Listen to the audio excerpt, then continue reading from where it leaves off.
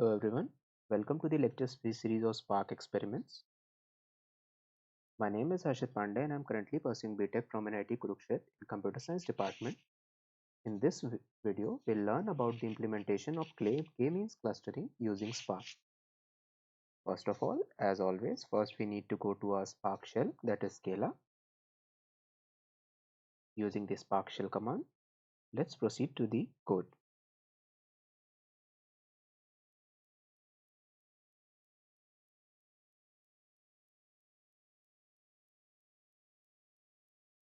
So this is the code for K-mean clustering. We use standard libraries for our code to make our code easier. We import k-means as well as k-mean model.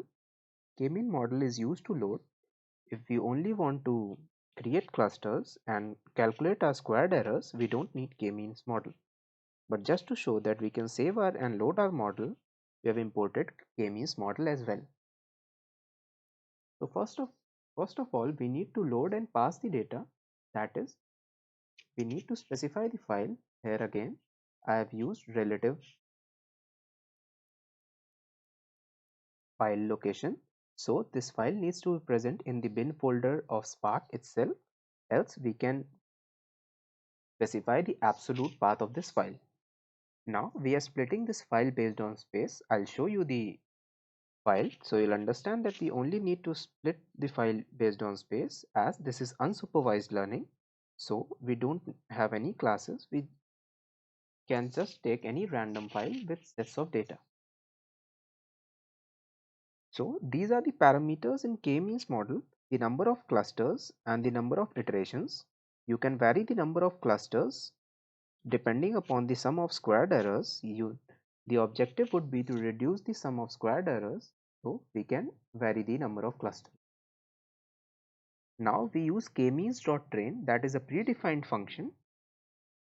We pass the data, that is our data that we have extracted from a file, number of clusters that we need, and the number of iterations that the algorithm needs to run. Now we can straight away print the sum of squared errors using predefined functions.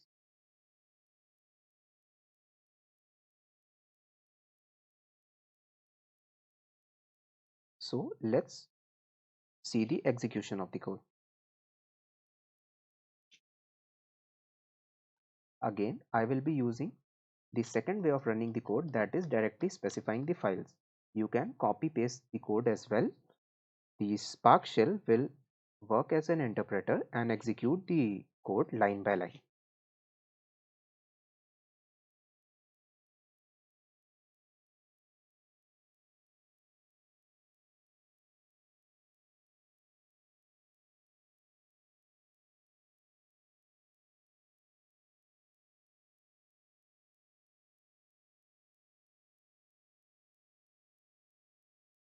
So as you can see, our sum of squared error is 11%. We can vary the number of clusters to see the change in our squared errors.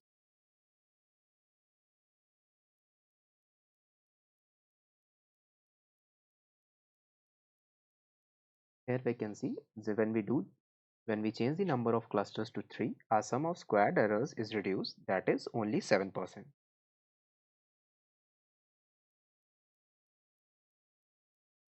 I will show you the input file.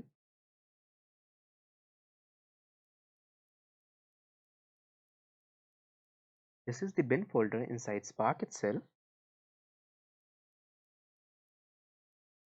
As it is unsupervised, k-means clustering is an unsupervised learning. We only need the data, we don't need any classes. So this is our data on which we are working.